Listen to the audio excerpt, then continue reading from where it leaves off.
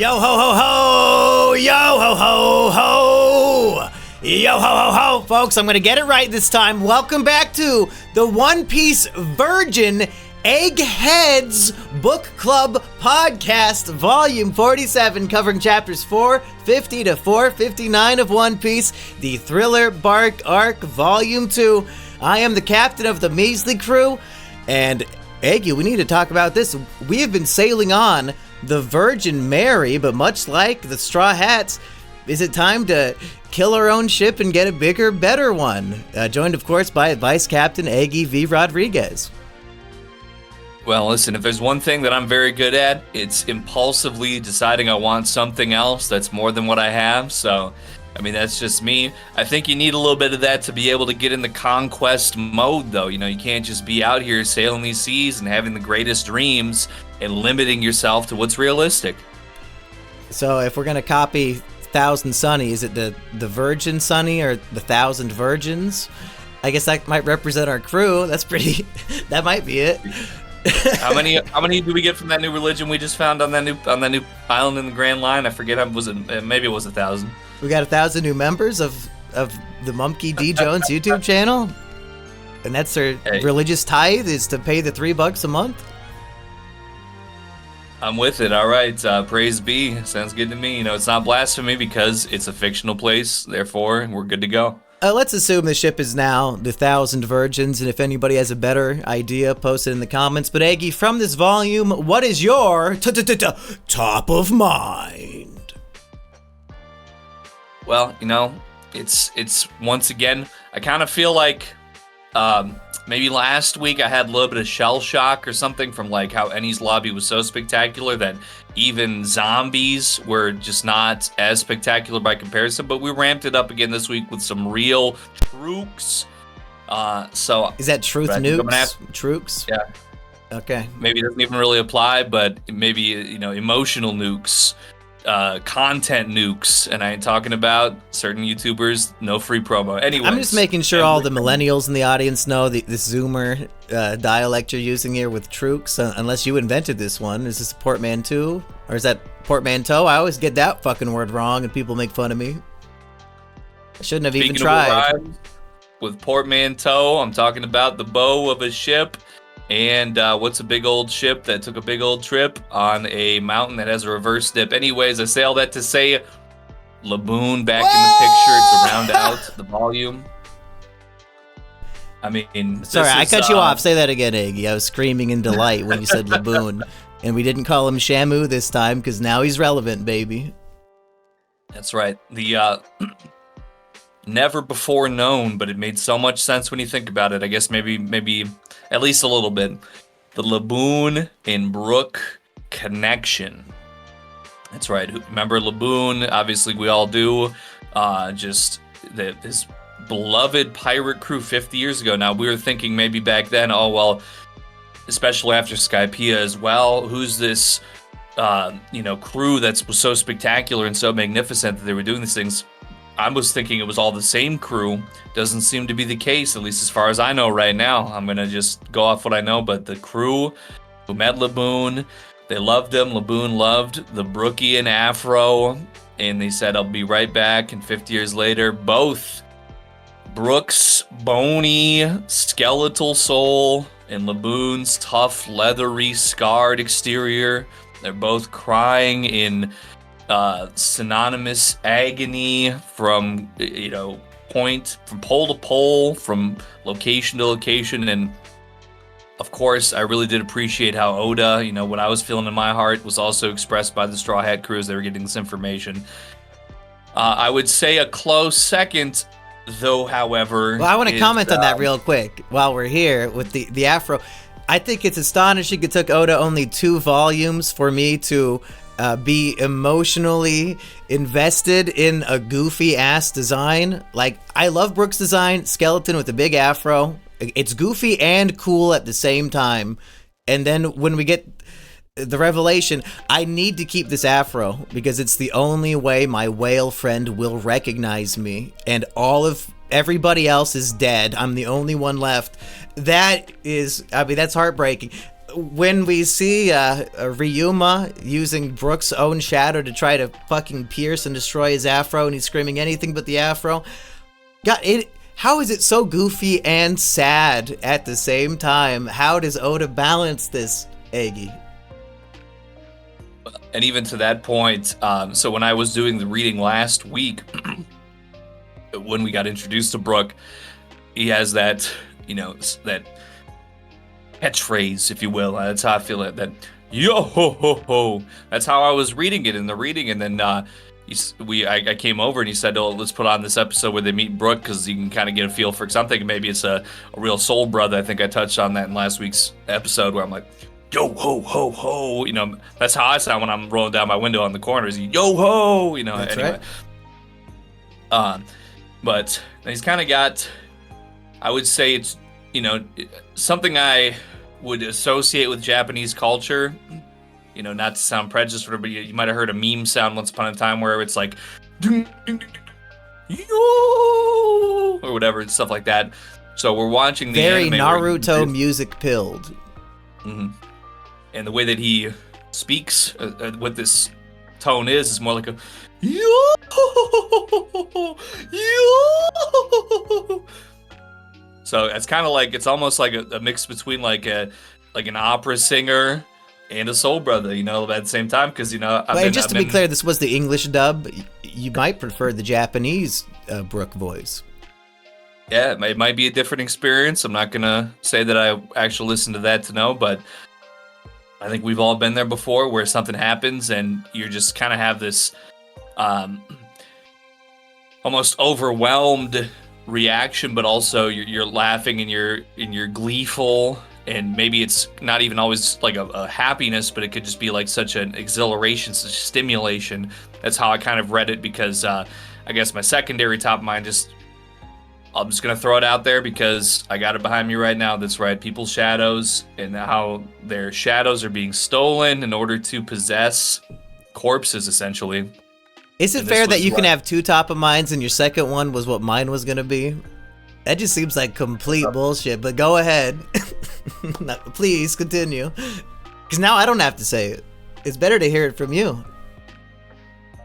Well, just like Moria, I might be cutting you off. No. People come here to hear the Virgin explain the story as it happens, and I am dying to hear this revelation that the shadows are souls. It's this, but it's also... It ties into my incorrect prediction from last week also, because I'm thinking that this swordsman is either, because I guess it ties into this catchphrase that I was just mentioning, because I'm hearing this and I'm thinking, okay, it didn't make sense for me, or to me rather, for it to be Brook, because even though that he does show up in here eventually, but and then it does make sense that, oh, hey, no, yeah, it's a shadow. We know that it was stolen. That was already explained. It was already more or less by the end of the previous volume. We got to know that it was Moria Gecko who took it from him. I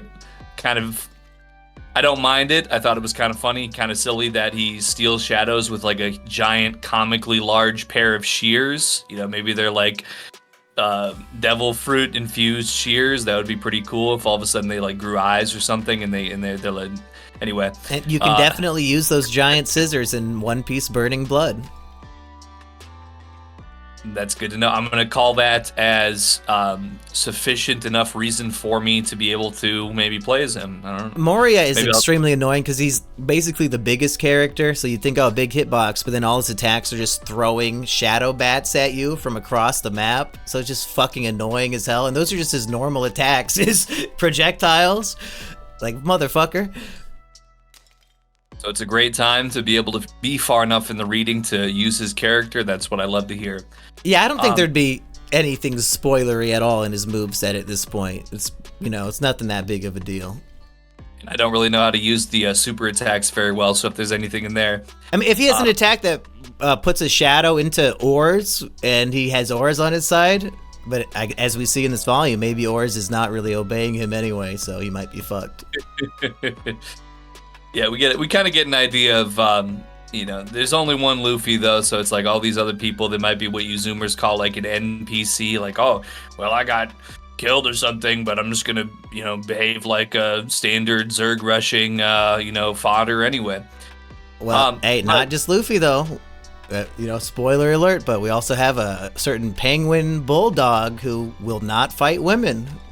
Interesting. Right. So many characters now can defy the zombie rules. How could this be? But I'm sure we'll get into that. Right. But to take it back, so the reason why I kind of also wanted to include the shadow thing, because yes, it was this zombie which Brook's shadow inhabited that caused him to just happen to have the same stylistic catchphrase that Brooks himself established as his own in the previous volume. So that was good foreshadowing that I didn't pick up on. I was kind of reading it a little bit incorrectly. And I was trying to be a little heavy-handed last episode with the hints towards it, but then you arrived to a different conclusion, and I just, I'm not going to tell you you're wrong if we're only one volume away, so, I tried. If there's one thing about me, the only heavy hands that land on this dome are Fists of Fury. So, there's I kind of am a one-track tunnel vision individual sometimes. But I did feel kind of, the fact that there was a Laboon connection to kind of I was like, well, I said something about a crew member. I mean, that's not really that, but it is a forlorn connection that there was something there between him and a past that we've been familiarized with. So, I guess that was really why I just had to instinctively, impulsively slip in the whole Shadow Soul connection, because I just, throughout the volume, or I should say by the conclusion of the volume, I was just kind of stuck on the fact that I was so close yet so far in my prediction from last volume. So, did you predict that it was probably a devil fruit that made the zombies? Well, to quote my absolutely highly respected captain of this 1,000 virgins, anything that is difficult to explain, just put a devil fruit into the equation and it starts to make sense. Here's what I think about, just a real quick thing. It's, obviously very powerful, but it kind of seems like it needed everything else that's built around Moria. Gecko, I don't know if he's got, I would like to just call him Moria. I think that's his first name, right? If I call him Gecko, I think I'm talking about the Gex from the PlayStation 1 game. Anyway, it's, if he was just out, let's say if he was literally anywhere that isn't a giant floating island full of graveyards, I mean, how exactly, it's giving me Blue No vibes again. This is, okay, obviously an extremely powerful devil fruit ability, but I really feel like you need to build around this in order to maximize its potential. So that's how I feel. We get some character building for Moria here, and his attitude is everybody else do it for me. He says, hey, why haven't you made me Pirate King yet? So he seems like the type of guy his policy, his strategy would be, hey, just a bunch of brainless zombies to go out and do my bidding while he's take a nap. And I think when we're introduced to him, he's been sleeping for multiple days. So he's just very lazy. Does that explain away any of your issues here? Well, you know what it reminds me of is a little lore dive here. My cousin is a Diablo fanatic. In every Diablo game that he plays, he always plays a necromancer. So maybe we're getting a necromancer connection, because as I'm thinking about that, that's exactly how I could think of him as I'm sitting in his gaming room with him and playing on his girlfriend's computer, because I didn't have a gaming laptop at the time, playing Diablo. And he just sits there and he's summoned all these skeletons and zombies and whatever else, and they're just running all around the screen, just filling the whole screen, killing every single thing that spawns, and he just sits there doing nothing.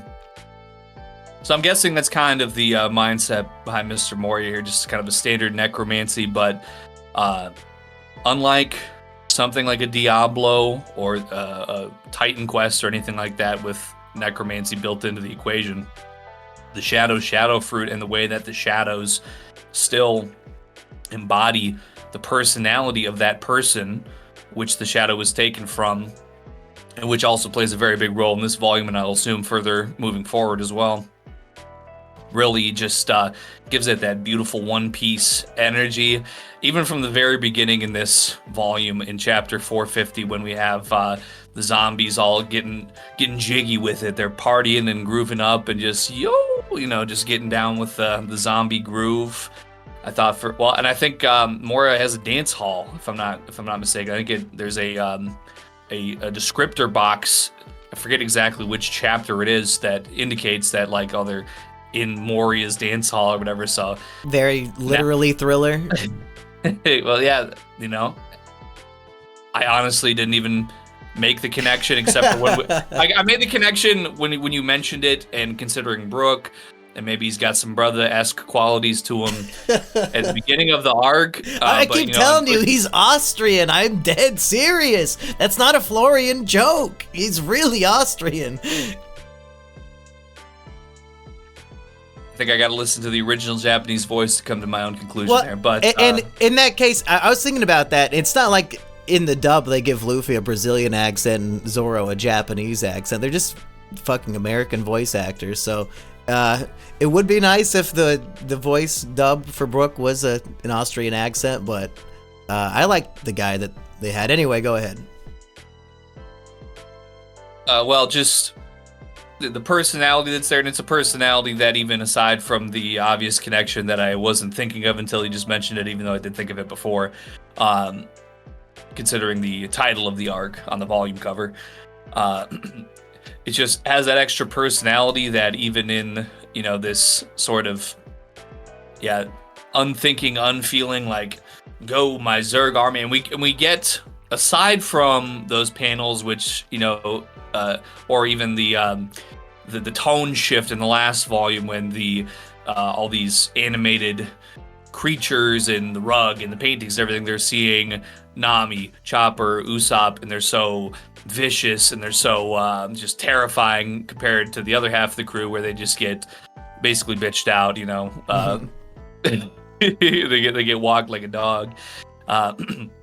Although they get the upper hand on him, because the monster trio of Luffy, Sanji, and Zoro, they all get abducted and stuck in spider webs of some kind, so maybe getting walked on was part of the strategy to increase their confidence, lower their guard, but probably not. Well, we do get a throughout the volume, there's a strategy that gets revealed. I think last volume we got the hint of fire being used as a very effective tool. But Brook, Frankie fans, our stocks are up. That's right. I really enjoyed how Brook comes to find the real weakness this go around for the zombies. That's one of the best jokes of the arc. But continue. Yeah, let's hear you say it. Because people usually, I imagine people forget this joke, because I forgot it until it came up here again, and it's a classic. So, the first thing that we get told is Brook speaking to the Straw Hats who are still there, that haven't been abducted or any other nefarious It's just a Frankie and Robin at this point, which I like that the Enies Lobby duo is back together. Right. So he tells them that it's salt is the magical thing that will help. It'll purify the shadow spirit to come out and go back to its original owner. Right. And the way that Brook was able to discover this is he overheard on his previous expedition to the Thriller Bark here. He overheard one of the zombies ate salted fish, and unknowingly this caused him to receive this purification and return his shadow back to his original person. And so then just a very relatable moment here. Brook then, he is it Hogback, right? I think that he probably confronts and he's ready to attack with fish, out of the salted fish equation. He trended towards fish first as being the component which was going to purify a person. And it's like in that episode of Billy and Mandy when they're trying to figure out what the opposite was. It frogs or toads or something, and then the opposite was cinnamon.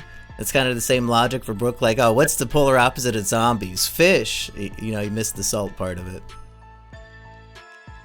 Was it Toads and Cinnamon on Billy and Mandy? Let us know in the comments below. We're going to do the Billy and Mandy Virgin podcast starting as soon as this one ends. It's been, probably 10 years at least, so we'll call that, enough time. I'm born again. Talking about a skeleton with the soul of a brother. Jamaican Grim, baby. That's right. Yeah, man. Hey, man, I just want to say, man, if you learn to smile once in a while, then maybe your face wouldn't look so vile. Just give it a trial, it's always in style. This song's a big, stinky pile. Thank you. Thank you. That's my second song of the episode. Ears are bleeding everywhere, Aggie. Is it time finally for my top of mind, or were you finishing up? Yes, I would love to offer you the floor. I apologize. Sometimes one thing that the audience maybe should know about me, this might have never been brought up. This is a secret lore dump. I'm on papers as a certified autistic human being. I was on one of those IEPs back in the day. They said that my brain was as intelligent as a garden vegetable. So one thing about it is sometimes I get I get pulling on a thread, and I might just keep pulling on it for a little while. Hey, there's no rules to podcasting. We pretend to have a structure, but I'm all down for any discussion we have. And Aggie, I just got to say, nobody 47 episodes into a One Piece podcast and needs to clarify that they're autistic. It's already known. My top of mind, Aggie, this might be an easy question, so maybe you can subvert expectations, but we have this premise of, once your shadow is stolen, hey, you're not going to die. And I like this. Oda has to build into the story and the magic of what's going on. Why the villains don't just kill the heroes once they steal their shadow. Well, you can't, because then the zombie loses the shadow, It's like a connection.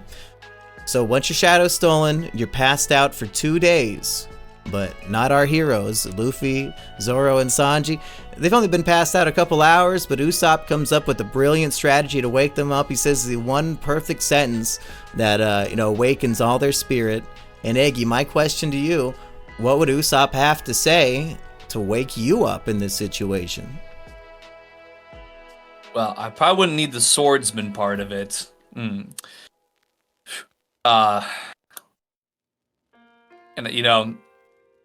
I've been cutting back on my gambling lately, to be honest. I'm not sure if I really ever found gambling to be an attractive quality, but it wouldn't wake you up from a coma, at least. Cooking, beautiful. You don't have to use these criteria. You could, it could be Aggie specific. You don't have to steal from the manga. But they're hitting the mark for me already, though. So it's not just like, there's a bottle of Captain Morgan, and I just opened it. There's Jack Daniels. Handle 1.75 liters.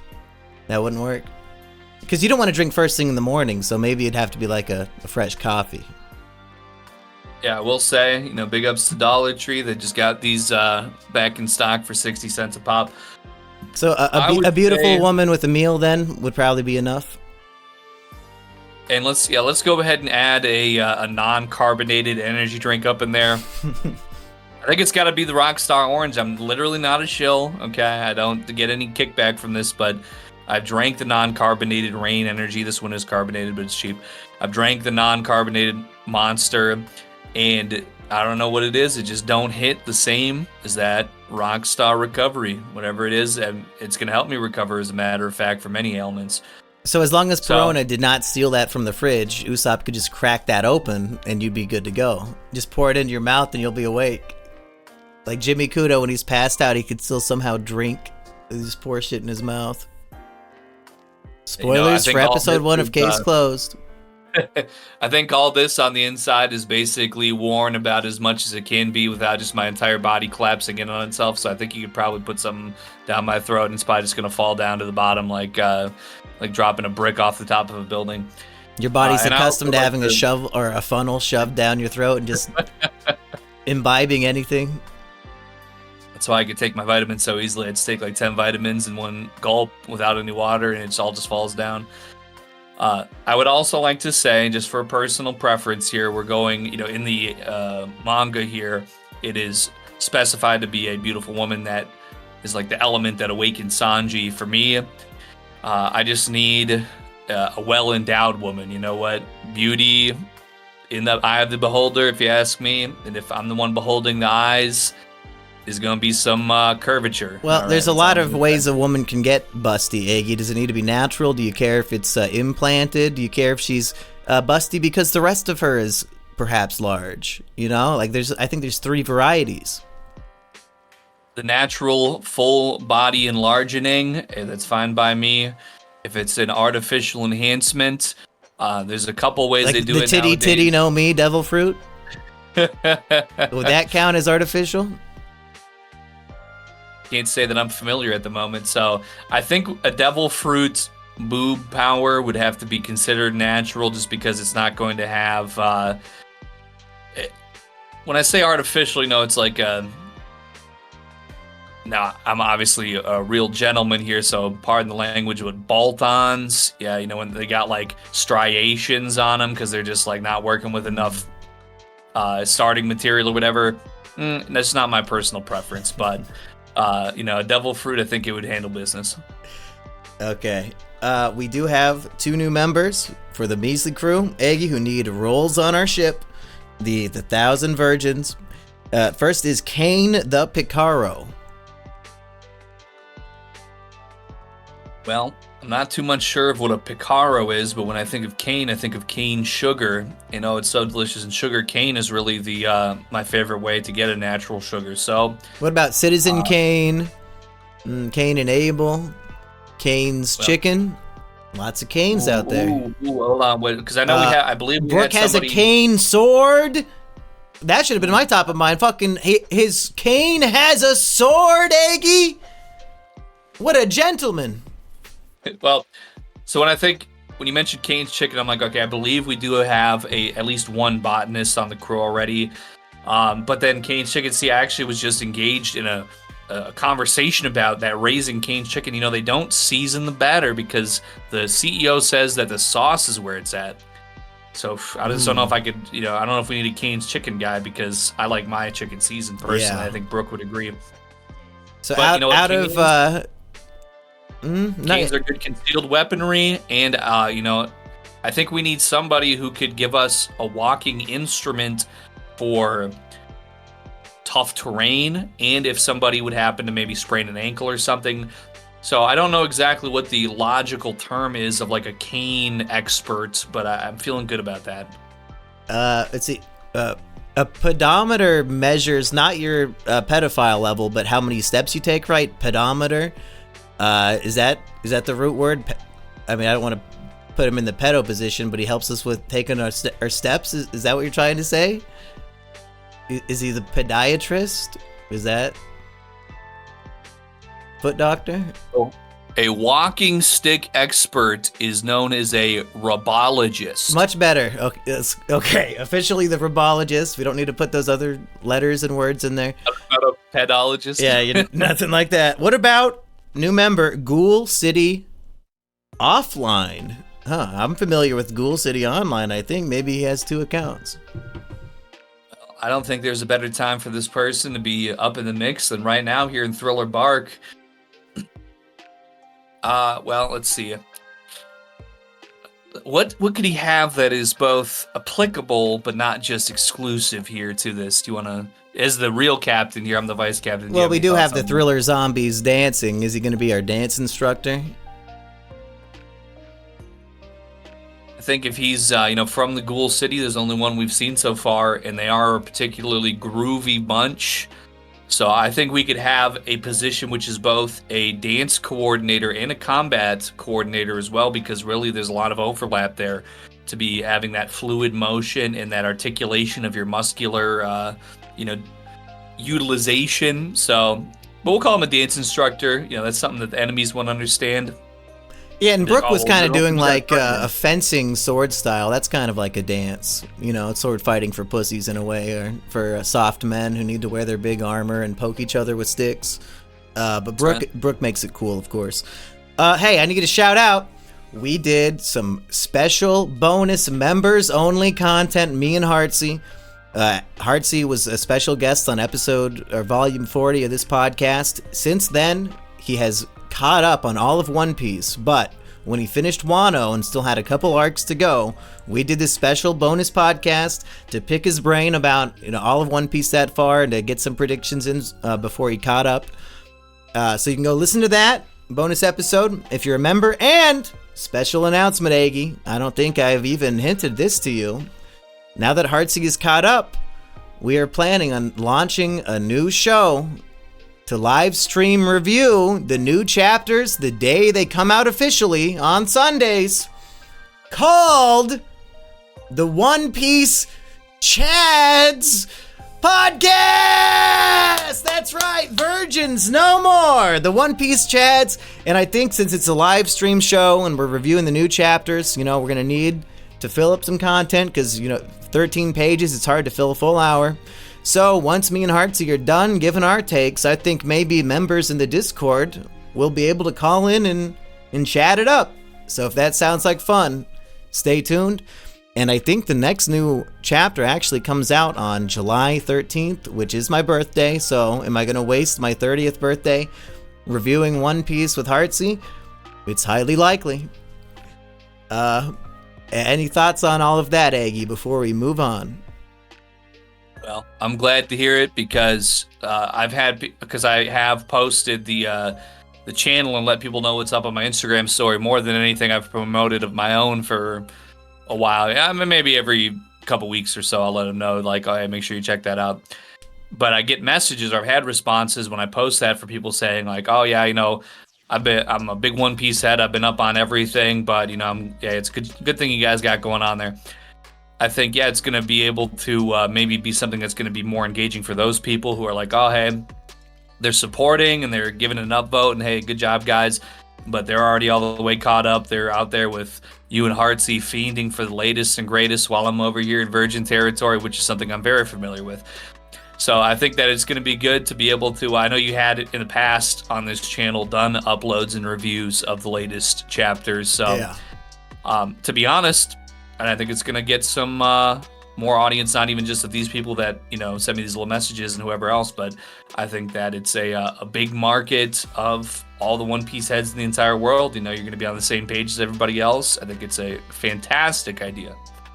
Well, in approximately, maybe 60 weeks, you'll be caught up as well, Aggie. So the question will be, does Aggie join the One Piece Chads, or do we continue reviewing new episodes as the One Piece Virgins? It's like the two podcasts will have to converge and just be the same. Well, I feel like, maybe in 60 weeks I'll be ready to graduate. But one thing that does come to mind for as I continue to lose my virginity every week. That's right. On camera, of course, for everybody to see. That's my favorite way to do it.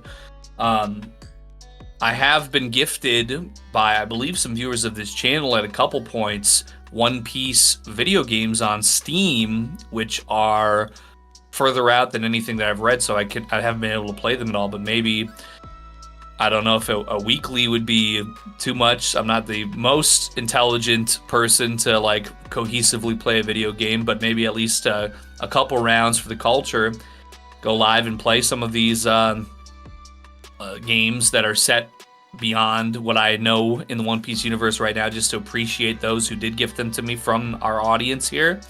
And then also to... Are you saying you want to play them to get spoiled, or you have to wait to play them? I do have to wait. I at least know that, yes, they are... Because I kind of been feeling it out. So I know where Burning Blood was released. It's about right Dressrosa time. Yeah. I think as it stands right now, I think I'm still around maybe a 2005 video game release tier. I think the Pirate Carnival, excuse me, is it's a GameCube game, and I think that's about where I'm at right now. So as far as actually good games, and nothing against Pirate Carnival, but these other ones look like they're more well reviewed. They got a little more to chew on, and I think so. Within by autumn time at least, hopefully I'll be able to maybe go live a couple times, check those games out. should we take a look at the cover story, Aggie? Are you ready for Dr. what's his name? Tsukimi? Dr. Tsukimi and his robot friends? True tragedy here. We saw his whole funeral and everything. I'm still gonna, be open to the possibility that we're gonna have some sort of moon magic that's gonna bring our dear choked on dumpling friend back. But otherwise, other than maybe like Kuina, is this really the first true and honest death that we have experienced in this series? Oh man, there's gotta be more. What about all the people on that cruise ship Sanji was on? I think only him and Zeph survived that one. Those people certainly died. Fair. Do those count as And characters? the 500 victims of Lucci and so on and so Alabasta forth. Civil War probably had lots of casualties, unfortunately. Yeah, it's true. All the same, it was certainly an emotionally impactful start to the volume here in the cover stories, and really a roller coaster because we get to see. I guess this is the prelude here of what we experienced earlier on in the cover story. Now, of how the various mole people ended up fried in the crater before Goofy Pluto Space Pirate Man pulled up and started taking out Mr. Spacey as well, and I'm talking about the American hero. Yeah, so Tsukimi and his robots started off on the planet, the blue planet, I guess the One Piece planet, and they just liked looking at the moon as a hobby. One day they see this big explosion, and before he can investigate, like you said, he chokes to death eating some delicious food. And I guess his little robot minion sidekicks wanted to fulfill his will or something, some sort of dream of moon knowledge and exploration. So they take their balloons, helium balloons, Aggie, to the moon. I don't know about that. Is that how the atmosphere works once you escape the planet? Well, I don't think so, but No. also at the same time, Eneru did fly a ship onto the moon. I mean, he's got those godly powers, don't get me wrong, but that's Yeah, he had to build a whole Arc Maxim and have the ultimate electricity devil fruit to achieve what little robots did with a balloon. It is what it is. So do we assume that this initial explosion that they observed was probably just these space pirates that look like whatever you're saying, Pluto, Goofy, whatever the fuck? Yeah, they're kind of like Goofy in the body, but at least I'm just still going off like the very first depiction of the space pirate, because he's definitely got like the Pluto snout from Disney. And then I don't know, that's just, my mind goes strange places in many ways, and that's just where it started for me. So once I label somebody as some freakish moniker, it's just gonna have to stick. So he's Goofy Pluto, that's what he's going to be. And yes, I think it was probably just like we have in our modern times, these excavations which require detonation of like a dynamite or something in order to try and extract certain resources that are beneath the crust of the planet. I'm going to guess that's what the explosion that they witnessed was, that caused the very fateful, shocked and choking to death incident. And Eneru, of course, does not like people blowing up his endless verse. And in 458, the final cover of this volume, is that him destroying the Space Pirates facility completely? I think it was a little vague what we were looking at. He's just like obliterating them. As far as I can tell, so yeah, 458 is Spacey observing this big explosion while on the surface of the moon. Then 459, it's Eneru, he's doing like an action pose with his staff.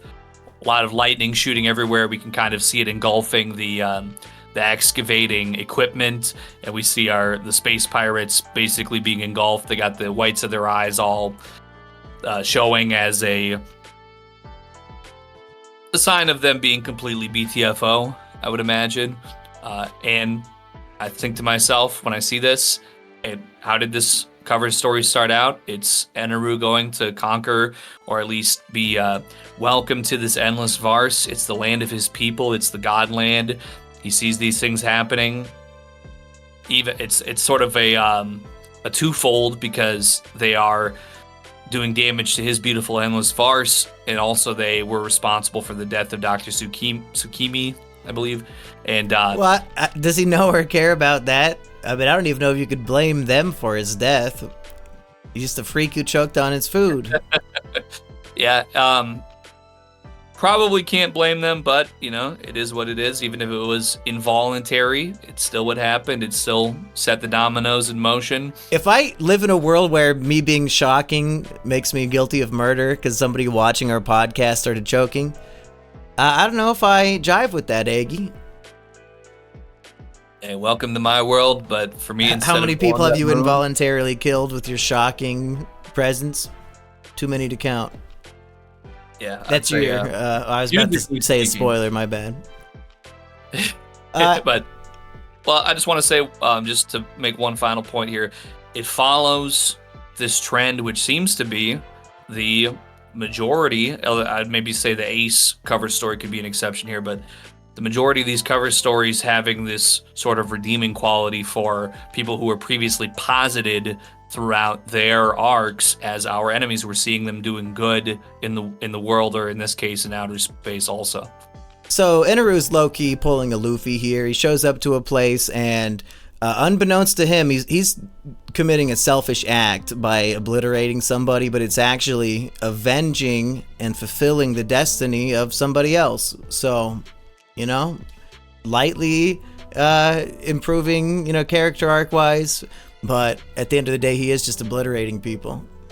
Yeah, I don't know if it's out of any love for these robots, but should we go through the rest of the volume a little bit chronologically, Yagi? We did a lot of the meat at the beginning. Let's get some vegetables and potatoes here. Like the continued rape of Nami. That's what I call a real vegetable. Well, but at least she came out as trans. That's pretty neat. Nami's a man. And Chopper, as a medical doctor, I'm surprised Chopper's fallen for this one. You know, that's doctors, though. They'll just believe any gender shit anybody says. Who cares about what, you know, anatomy has to say, huh, Chopper? Well, the way I read it is that Chopper is just an innocent, wholesome reindeer man who he's not going to check, all right? And if he did, Nami, I like how there's on multiple occasions throughout this volume when they're talking about the treasure room, her eyes are visibly replaced with berry signs, and it's not even, it's written as like everybody sees her eyes just like form changing physically to everybody's Usopp's concerned, I think. But we have this bitch Lola, the warthog, who wants to marry Absalom, but Absalom wants to marry Nami. Got some real Jerry Springer stuff going on here, and it is very trailer trash with Lola. And in a Jerry Springer trailer trash twist of fate, yeah, Nami says, I'm actually a man, and I think you should be with Absalom, which, you know, great cunning trick. Tricks Lola, becomes her friend, finds out where the treasure room is, and sicks her off on the man. This is some top tier stuff from Nami. Unfortunately, it leads to her being passed out and kidnapped and forced into a wedding. But, you know, hopefully, like, some sort of penguin dog will interfere, or who knows what will happen with that. No, I guess he's back as Sanji by the end. Never mind. Well, I think Lola, I don't believe I remember reading anything that she became like incapacitated or anything like that. I mean, she is a giant zombie warthog that is magnitudes larger than both Absalom, Nami. She's probably got more size on anybody besides like the monkey spider or Moria himself. So I would like to think if she is still as dedicated as she seemed to be, and she knows like what's going on with the wedding, I think she definitely has the fortitude to be able to continue impeding it if she so chooses. And we did see that zombie Sanji in that little penguin dog form. He was pretty formidable and powerful because he has the spirit of Sanji, but Lola, and maybe it's because Sanji doesn't fight women, but Lola, she's got to be pretty strong too because she sends Sanji flying in one panel, so she's not necessarily fodder. I think maybe these three could not defeat her if not for trickery. Yeah, I have to wonder maybe what her spirit is that she seems to be very romantic and capable of fighting, so maybe she's got some Olga type of spirit up in her, like that's my go-to descriptor for any large, physically formidable woman with, significant combat capabilities. I'm thinking about basically the female version of an NFL linebacker.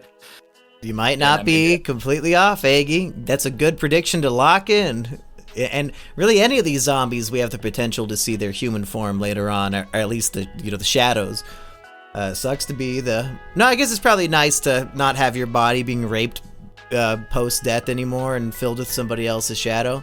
So probably a good deal for everybody involved if Moria gets defeated here. Anything else from the whole Nami of it? Are you excited for this wedding? I think it's a good it's good writing. You know, it's definitely got me on the edge of my seat. I'm definitely more of a combat interested gentleman. I'm definitely more of a Luffy inhabiting the spirit of the beast that could take down entire islands in one punch. But at the same time, Nami being the damsel in distress, and we haven't had that for quite a while. She's been kind of capable and being bride napped. This is actually a real thing. I can't remember if we ever went over this. I feel like I talked about it with somebody, but there's a whole Wikipedia article on bride napping culture. It just used to be normal, hey, if you can get them, that's yours. Is that an Indian thing? And I don't mean Native American. Yeah, that might be. Maybe that was where at least it was still the most prevalent. I think in Africa also.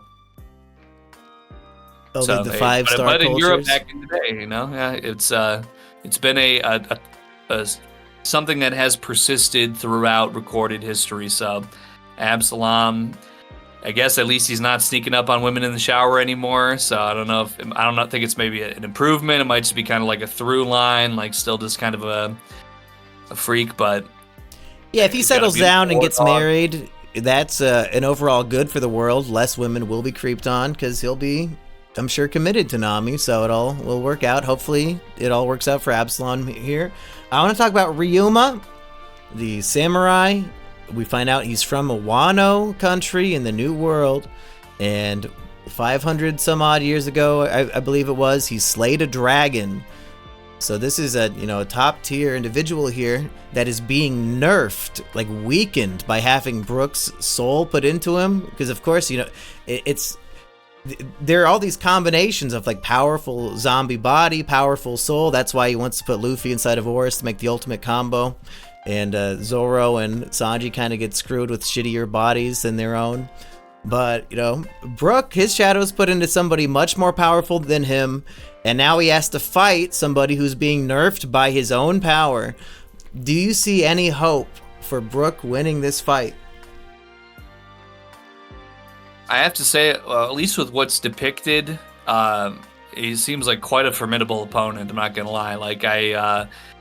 I don't think that he's drawn as having sustained any major damage, although he's been attacked with piercing attacks. I think it's sort of played as that is kind of just going through the bones or whatever. Mm-hmm. And his afro isn't damaged at all. But there's one panel in particular that's drawn in the fight where it kind of looks like his skull did get struck by the blade, but I kind of looked at it pretty close, and I was like, it might have just been some shading that made it look that way in that particular panel. So I honestly, if I'm gonna be really thinking about it, I think I probably felt more invested in that fight than some other ones. Once you get the afro angle, I want to see him not only survive this but intact.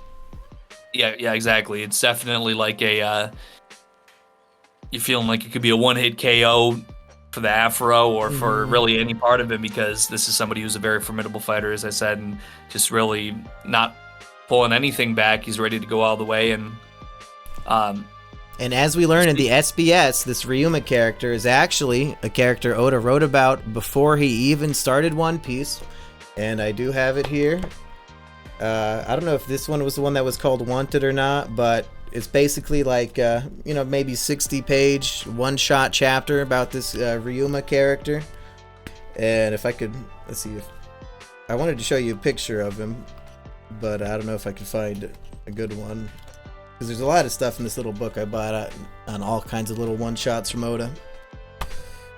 Oh, okay. Yeah, here's the Dragon Slayer, Ryuma. What do you think of... And this is his canon design in One Piece as well, I believe. Can you see that? Yeah, he's looking very Zoro-styled. Yeah. Yeah, he sure is. And I can only bring that up because Oda himself brought it up in the SBS, and then anybody could just go look up that and see. Yeah, Ryuma looks like Zoro a little bit. So maybe maybe an ancestor of some kind, in which case Brook might be extra fucked. But but the nerfing might just be enough. But yeah, I mean, Zoro, he's obviously aiming to be the greatest swordsman who ever lived. He's proven that he is certainly above, really, other than Mihawk, just about everybody we've come across thus far. So I think if he's got a lineage there with Ryuma, seems highly plausible to me. And probably good that he doesn't have a lineage with another swordsman who's brought up in this volume. He's even got, I thought this is strange, that his name is the title of chapter 452, Jigoro of the Wind. I just didn't know if I really felt like he was really all that in this volume, story-wise, to be so seemingly notable for a moment, other than the fact that he appears to be a combination of like Frankenstein and Hitler, apparently. Yes.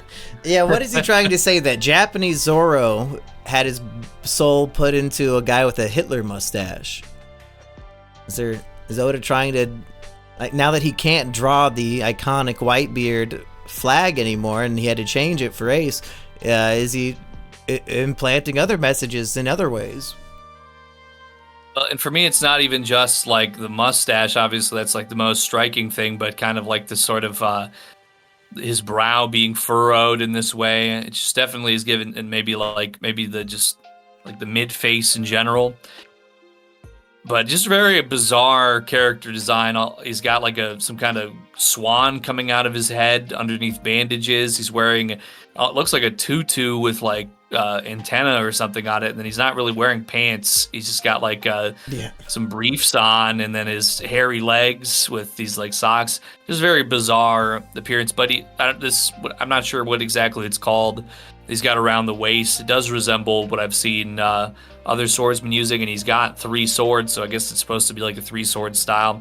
Just a very bizarre character that I didn't understand why he kind of seems to be like acknowledged as heavily, other than just being a zombie general, but we didn't have necessarily entire chapters named after the other generals that I recall. Well, at that time we didn't know that he was actually Zoro, did we? So maybe it was supposed to be impactful in the sense that like we're being introduced to Zoro again, but we just don't know yet that he's in this zombie general's body.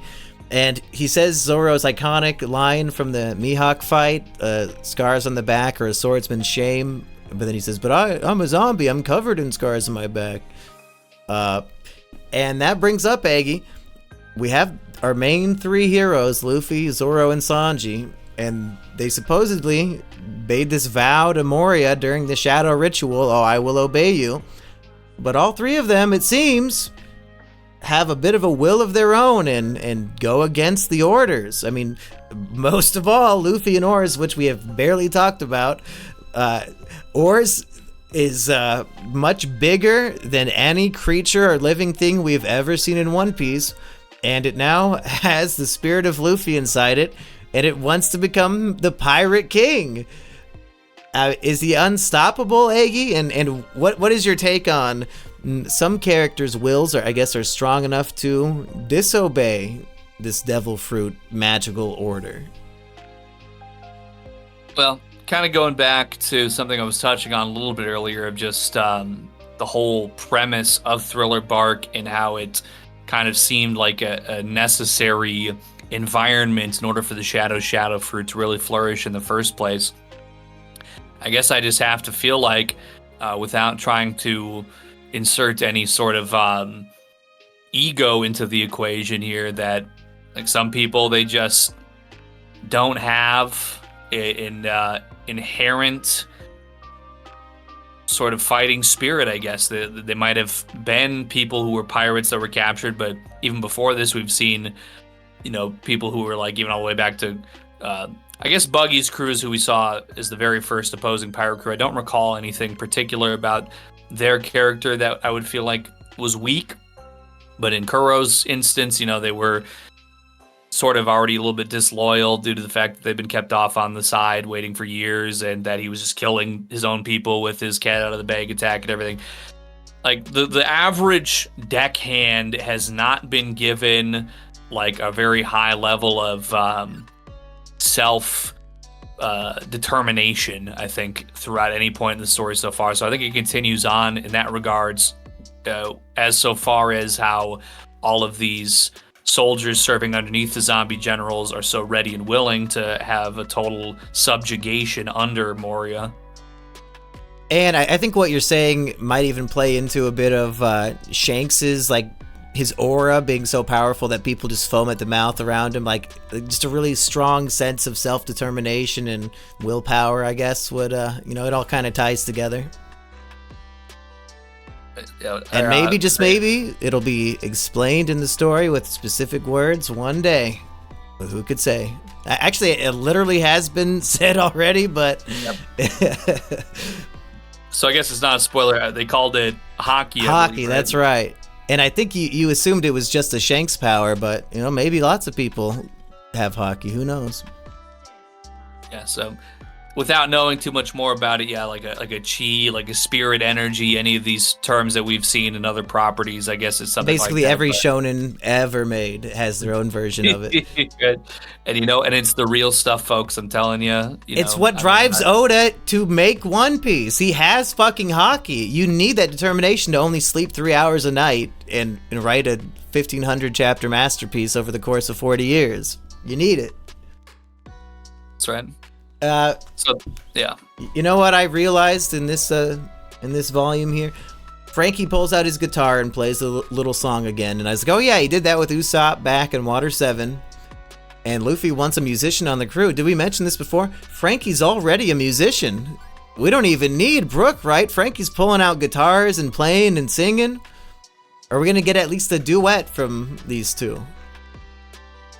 Back in my day, in my most anime-loving years, they used to have something, I'm sure they still do, but they would release something called a character CD. Are you familiar with that concept? I don't think so. So character CDs, they would be released in Japan, and I would import them, but they would be released alongside a season of an anime as sort of like a collectible merchandise thing. And what it would be a CD with maybe 2 to 5 songs on it, where whoever voiced a character in the anime would perform some music in character on this CD. And so I don't know if such a thing exists in this world as the Frankie Brooks duet CD, but I would like to think that there's got to be something like that out there for at least one of them. And I think maybe if we do a live stream in the future with some gaming or something like that, maybe we should take a moment and check and see if there's I'll probably do the looking into it and listen to one of them tracks, see how we feel about it. But I'm just going to help manifest it right now. I'm going to springboard off of your even contemplating its existence. I'm going to springboard off that, and I'm going to just manifest it out there in a torrent site somewhere. Well, and considering the ethnicities of the characters, this would be the second most iconic collab between an American and an Austrian. So very true. And I love Frankie's energy. I've loved him since, his energy at least I've loved since the very beginning, with him and the Square Sisters striking their poses. Brooks, he's only been a man who I could really appreciate thus far. No drawbacks yet. So is Brooks the name of the guy who kills himself in the Shawshank Redemption? Brooks was here? Brooks was here. Is that why he's named Brook? Because he died? I hope not. Great movie. Hey, every now and then Luffy says something very objectively about what all true men and boys aspire to. He says all boys love beetles and that they're as valuable as the One Piece. Here we get a new one. He says, it's every man's dream to wear a suit of armor. Eggy, as a man, do you concur with Luffy? Oh, absolutely, 100%. One of my early memories, I've been talking about this slightly because of an upcoming meetup that I don't know if I'll attend or not. Maybe I will. But I used to attend these gamer conventions back in the day, and it was at one of these gamer conventions at one of the merchandise they call it the dealer's room. Like, that's what they call it at these conventions, like a merchandise area. And there was a guy from Minnesota who did his own like chain link armor. He built it himself or crafted it himself or whatever. So it's not quite the same as a suit of plate armor as what we see in this volume here that Luffy has. I'm sure that would be even better, but just the first time that I was able to wear some chain link armor and had a guy that I was at the convention with just like punch me in, just to see like what would happen. I didn't feel it. He, I think, was in pain for like 2 days after the fact. I was like, oh damn, this stuff's pretty cool. So armor, you know, it's just something about it that is body armor. I've worn that before too. Like, oh, that's cool. But real metal armor, it just does make you feel more powerful. It's just something about it. I've never put on chainmail because when I was a kid, one of my camp counselors, I think it was a little too tight and snug on him, and it took a long time. Like, it was stuck. And it gives me a claustrophobic feeling to have this heavy, tight metal chain wrapped around your chest and breathing area, and you can't get it off. And I've been scarred since then. Armor itself, like, can I skip the chain metal part and just wear the suit of armor like a Scooby-Doo? You know, I'm hiding. Is that good enough? I just have to feel like, you know, that's what Luffy's doing. He's not wearing no fucking iron chain. Yeah. But in the way that you were saying how that made you feel claustrophobic, I feel like that's definitely how I would feel to have like my entire body encased in this metal. I mean, maybe it's that you can't like cut off or anything. Like, fuck, man. Oh, if it was stuck, you couldn't get it over your head somehow. I'm about to get claustrophobic right now. I don't know what's worse between that and those fuckers who crawl through caves. Like, goddamn. I'll throw my 2 cents there. The caves are. Yeah, for me, the caves would be worse. Because at least in the armor, at least like, oh, I could lay down on the ground and breathe out there, and somebody could pull that shit off me when you're in a cave. It's could they? I don't. The cave, I'm relying on myself to crawl out. The armor, I need other people to pull this shit off me. I don't know. It's rough. Let us know in the comments which one you'd rather suffocate with, because I think either way we're gonna die. Frankie, when he realizes they're weak to flames, he uses his flamethrower, but a bunch of zombies have buckets of water that they just pour on their heads. Very funny, but certainly they don't have 2 buckets. Like, is the flamethrower powered by cola? Why can't Frankie just do it again? Well, the way that I would think about that is that it's just not going to be enough regardless if he has more that he can use. It's limited, certainly, and therefore I don't think it would be sustained enough against a zombie horde. Yeah. They'll probably just keep bringing new buckets of water. Right. I think with salt you could probably get a greater disbursement, like surface area, like grain per foot or something, you know, that type of deal, versus I think fire you would burn out on it more quickly versus how many reinforcements they could put forward. We have a character whose design might earn it an automatic A ranking spot when we do the tier list. Could it be Teran, the spider monkey? Is that what he's called? Teran? A zombie general of the spider monkey variety. And his dialogue is monkey, monkey, monkey, monkey, monkey. Pretty good. Pretty good. He makes webs that are indestructible other than fire, and the only way to defeat him is to destroy the bridge so that Robin can spout out fucking wings made out of arms, Eggy? Did you ever consider this possibility? Robin can just make wings that only last, I guess, 5 seconds if you have to carry Frankie. Yeah, I could see it being possible, certainly in like the design capacity, like a stylistic capacity. But yeah, the actual capability and viability of this as a flying mechanism was about what I would have expected for how it plays out in the volume itself. Is just like I had this worked for right this exact second as it's happening, and then otherwise, yeah. Thankfully, Frankie, with his quick, almost robotically fast wits, you could say, knows to go launch his arm into the wall as a sort of grappling hook, and he ends up not getting enough air to keep himself from smacking into the wall. But Robin's okay, and we love Robin, and Frankie can take a good smack now and then, so it all worked out in the end. And one more thing about Teran and just the design with how well, in my opinion, it blends both the spider and monkey qualities, because we have people like Sanji's dog penguin, where it's literally just like a penguin with a dog face stitched onto it and things like that. We see instances of this, I think, throughout the previous volume and this one, where the zombie is a little bit just such a mishmash.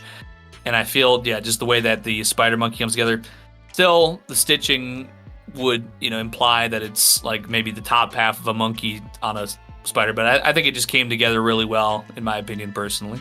It's a great, creepy, freakish design that also makes me smile. I like Teran. Not great personality, maybe, but design alone, I think we'll end up giving him at least A tier. Did we give the fucking Excelligator an A tier? Because this is way better than whatever that thing was. I think we did. That might be hard to defend. I'll still defend that. Excelligator was cool. But not as cool as Teran.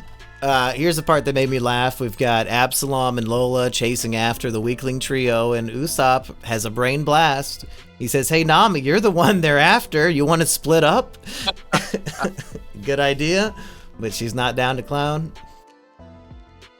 Of course, Brook falls out of the sky to help Frankie and Robin fight off all the zombies, and he must have strong follicles, because when he implants in the ground, even his afro forms a hole, and I assume the cement. It's got to be. I don't know if there's going to be any like scientific basis that ever comes up to back this up, but at this point, considering that we've got zombies, I think I just have to let it go. I've been trying to be the rational logic fact checker for 450 chapters. I think it's time to just take a deep breath and say, you know what? Sometimes things just happen. Sometimes afros can just form holes in solid rock. It is what it is. Anything else from this volume that comes to mind? Because I feel like we've now covered most of it. There's not much else to say about the ores thing, unless you have any theories or thoughts on a giant. Yeah, I'm just probably not, because other than his size, he's just kind of like the giant version of Luffy. I think I could see some fun maybe combat coming up in the future here, because even just Brooks v Ryuma with the Brooks shadows been quite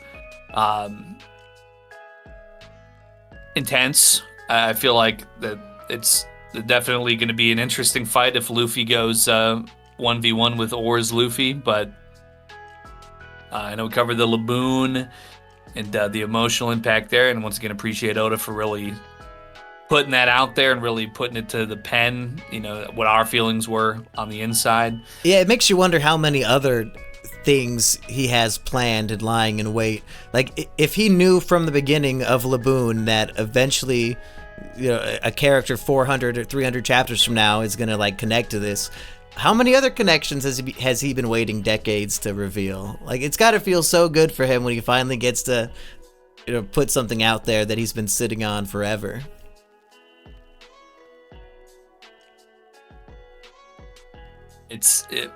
I don't know if there's any. I mean, I guess the figures speak for themselves in how Oda is, one of the most best-selling authors in history. Either right above or right below J.K. Rowling, I think. Which she only sold like fucking 7 books. So really, Oda sucks, because he's written like 110. It's about damn time he caught up. Well, that's a fair point, but also I feel like his foresight and his capabilities in being able to take these things together. I mean, if we take, let's say, 30 books or whatever and say, oh, hey, I remember that thing 30 books ago. Like, is there anybody anywhere that's ever could tie that together? There hasn't been really any even touching on this event of the Reverse Mountain. Maybe it's been brought up once ever since until now. Maybe twice. I could be a little spotty, but just, yeah, being able to tie these scenarios together after so long and with so much more that he could do, and I'm sure will do. It's just got to take a step back. You know, there's a lot of times when I'm reading this, something will go down, and Laboon was one of them. I take a step back about 3 feet from my laptop. I kneel to the ground, and I start applauding all at the same time. Maybe I start crying too. Oda, I mean, it's a rare and very welcomed reaction that he's able to elicit from me with his material because, you know, as I've gone through over this last nearly a year now, this is the 47th volume. We had like a double week once. Maybe we had a week off. I can't remember, but never off. Nearly an entire year. I think that this franchise, this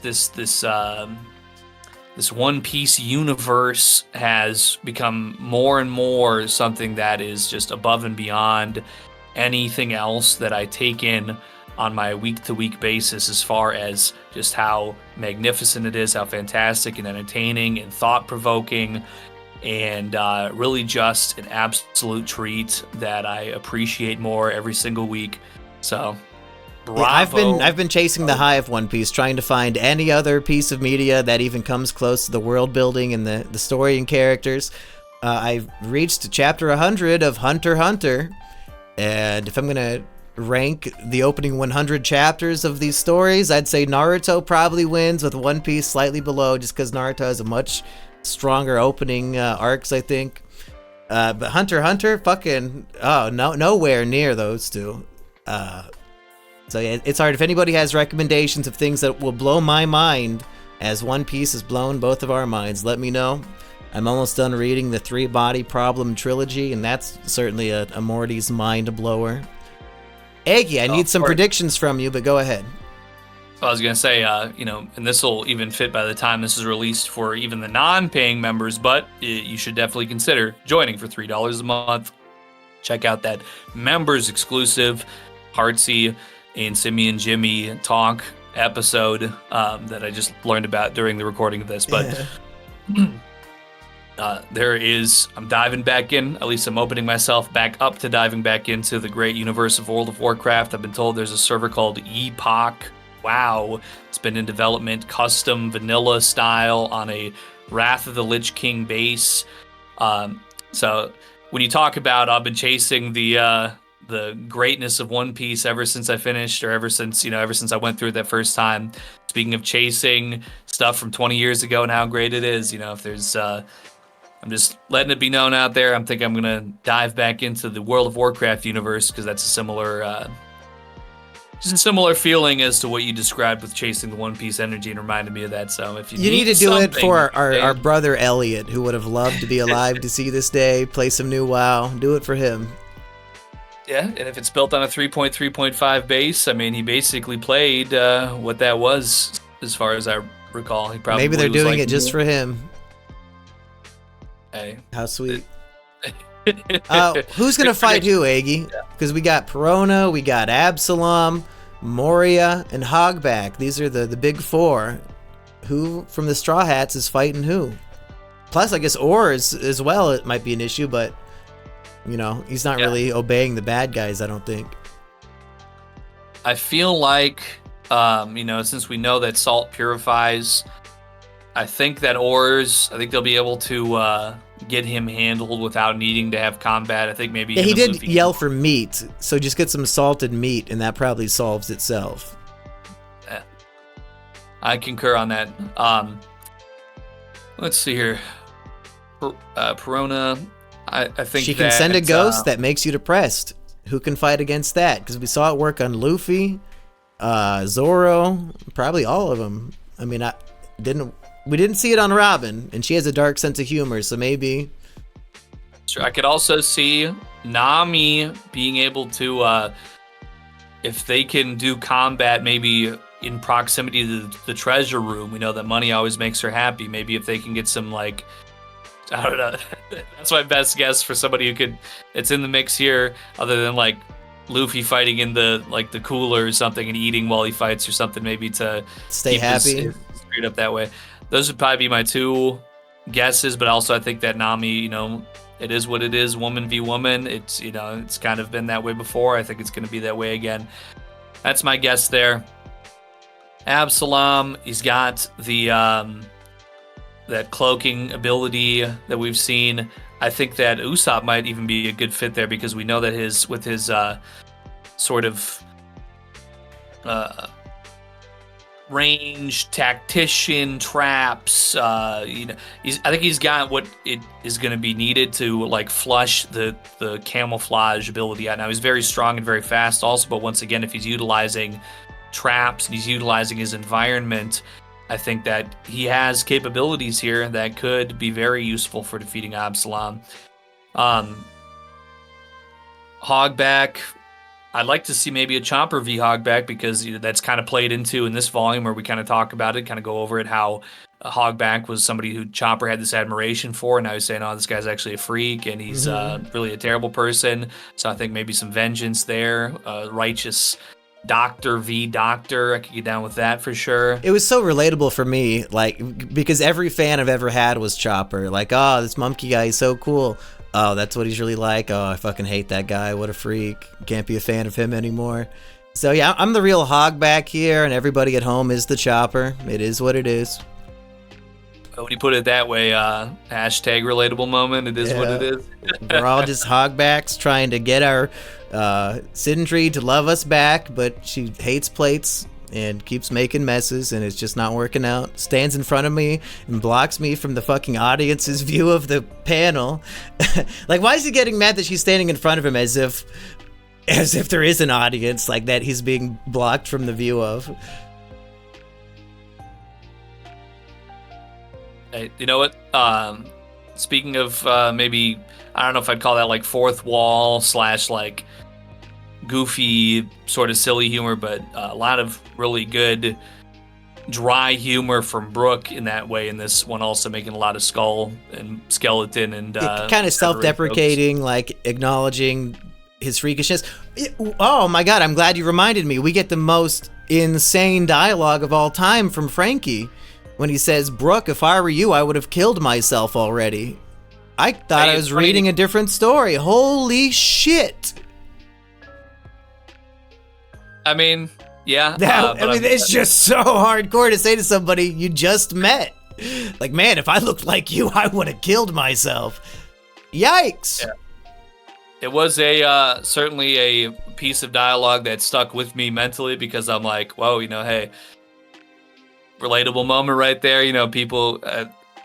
Now I haven't ran into anybody that I knew from years back in a long time, but there was a time like in the maybe about like 10 years ago, whatever, where I had happened to run into some people who I maybe went to high school with or whatever, and they're like, wow, dude, like I thought for sure you were gonna kill yourself, and I was like, well, hey, you know what, not yet. People far more pathetic than me have predicted that I would, and I'm still kicking, so every day I win over all you trolls. Right. Anything else from this volume? I'm glad we got that Frankie moment in there, because that was, again, so hardcore and crazy.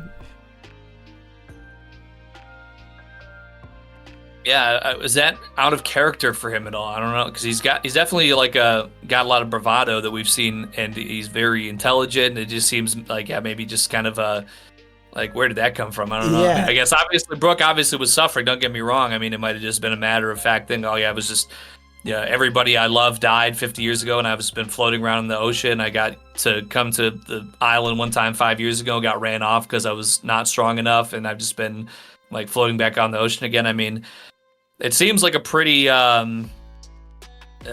desolate existence. Like you've already just really, if the Straw Hats had showed up, it's pretty much the only way that this could have ever resolved positively. That wasn't just eternal misery and suffering of the worst caliber. So, I mean, maybe it's not polite, but maybe I could see where he was coming from. Yeah, you don't need to be polite. He's being a man-to-man with him. Just it's like when he told Usopp, no, you can't take that ship. That ship's done for. Frankie's not afraid to just say it like it is, no matter how rude it might seem. He's honest. So I like that about Frankie, even though that was crazy. And I did take a screenshot and send it to Heartsy immediately, like, holy fuck, Frankie. You're insane. I think that's it for this week. Keep the comments coming in, keep the new memberships coming in. Aggie, you got anything you want to plug?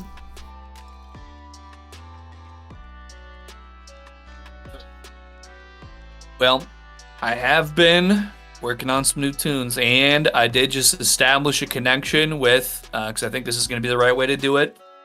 There's a nearby recording studio that's state-of-the-art and is very approachable by me, by vehicle. So I think as much as I have a nice little setup here, I think I'll feel it out. I'll do some more recordings to kind of feel out where I'm at, but I might just plop down some spare change and go into the real studio with the real session engineer and record some real, mainstream level quality music in the future here. Now, I'm no expert on music production, Aggie, but does that take out some of the soul as opposed to maybe the imperfections of recording it in your closet and mixing it yourself makes it more authentic and real of a tune? I definitely know where you're coming from there, and I have gotten that mentioned to me before. I remember there was a guy who, I don't know if he's around anymore, he had a YouTube called Waifu Watchers, and he had like a $10,000 studio set up in his house. Wow. And he's like, oh man, yeah, that stuff that you record like in your basement is like coming through clearer than mine. So me and him used to chop it up. I don't know. He linked up with Andrew Tate, and they did like a round table, and then it was kind of. I'm not sure what happened after that. I think he might have got banned or something. But in any case, he was a nice guy. I hope he's doing well wherever he's at. Sounds like a great networking opportunity. Better get a hold of him immediately. That's right. But I also think that for me, just because I haven't really published anything for more or less officially like 3 years, other than the Goon Cave song that everybody's very fond of course, but I think it just shows initiative that I'm going to step in with a real professional and just, really get some professional quality stuff out there just to kind of get myself reestablished maybe. And then from there on, maybe we can be a little more loose with it. But that's just kind of my thought process on it. So on YouTube, Egg White, 12.6K subscribers strong. Go look it up and prepare yourself. I've been saying it for a little while, but it is a process that I am continuing to work on because that's kind of where I think I would prefer to invest some of my time and energy in the content sphere. People who have historically enjoyed what I bring to the table musically for whatever reason, so might as well go for what's good. Can you add an @ to your YouTube channel? Because it's currently at nothing, so I can't tag it directly in the description.